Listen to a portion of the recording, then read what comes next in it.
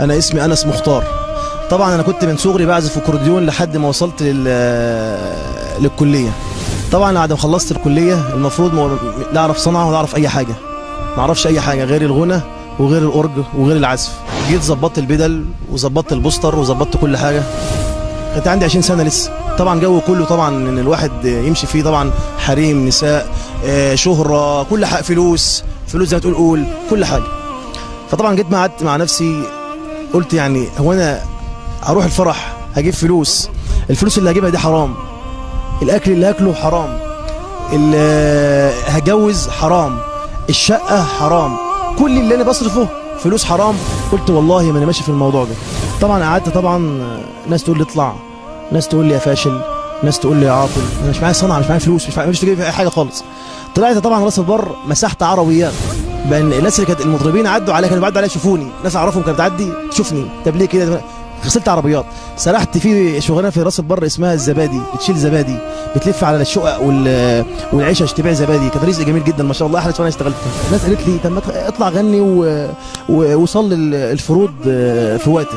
جيت اطبق الكلام ده، تفكيري بقى ايه؟ هبدا بالاغنيه ايه؟ هختم بايه؟ يا ترى الناس اللي قدامي تبقى شكلها عامله ازاي؟ ادي لهم ايه؟ من يومها قلت ما عدتش مكمل في الغنى. من ترك شيء لله عوضه الله. نعم ربنا مغرقاني دلوقتي من ساس الراس. قلت لوالدي جبت لي عروسه، قال لي ماشي تعالى في منتقبه وعارفه ربنا وناس طيبين. قلت له والله، قال لي والله ما اعرف هم مين. خدني ورحت البيت، انا داخل على السدين، دخلت شفت المنظره الشرعيه، الحمد لله. قعدت وبعد كده عملت استخاره وتوكلت على الله، رحت وافقت. بعد ما دخلت عشان الدين ظهر لي ايه بقى؟ اسمع، طلعت معاها بكالوريوس انجليزي وعايزه تتوظف، وانا ما اعرفش. طلعت اكبر عيله في الدقهليه، طلعت ما شاء الله جميله، طلعت ما شاء الله ذات خلق. شفت الدين جاب لي ايه؟ ومن يتق الله يجعل له مخرجا ويرزقه من حيث لا يحتسب ومن يتوكل على الله فهو حسبه. الدين جاب لي كل الناس كانت بتقول لي عليه، وطلع ما شاء الله عيله وكل حاجه برضه متوفره.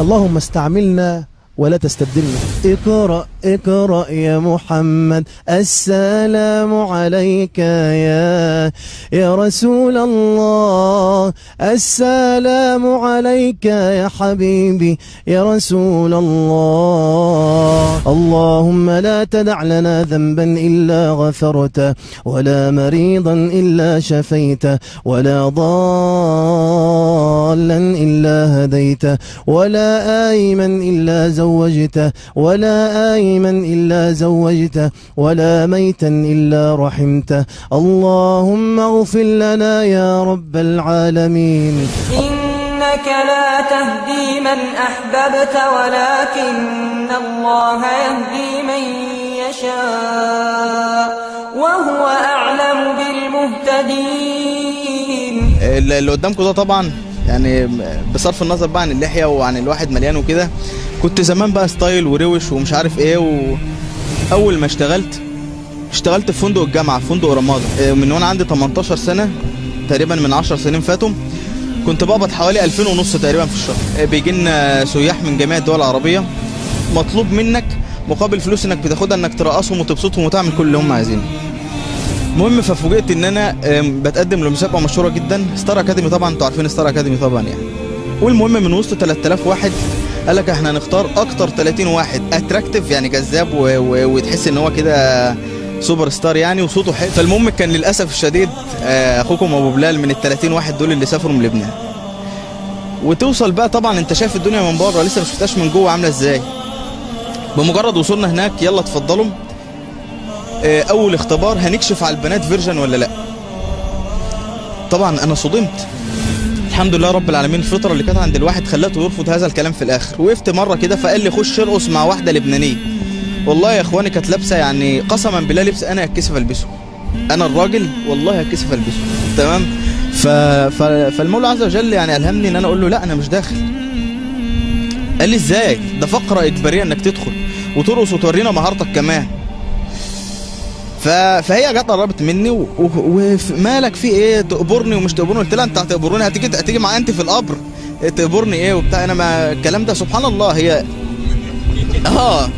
تقبرني ولازم نرقص ولازم نتبسط؟ لا، ولا تقبروني ولا اقبرك، كل واحد يخش قبره لوحده. طبعا انا يعني كل اصحابي اللي هناك قلسوا عليا تقليس، يعني مش عايز اقول لكم يعني في ايه يا عم، انت جاي تستشيخ هنا في ستار اكاديمي في لبنان؟ ده مصنع الحب هنا يا عم الحاج. لحد ما مره واحد من الاحباب زارني، يعني كان اول مره يزورنا في البيت،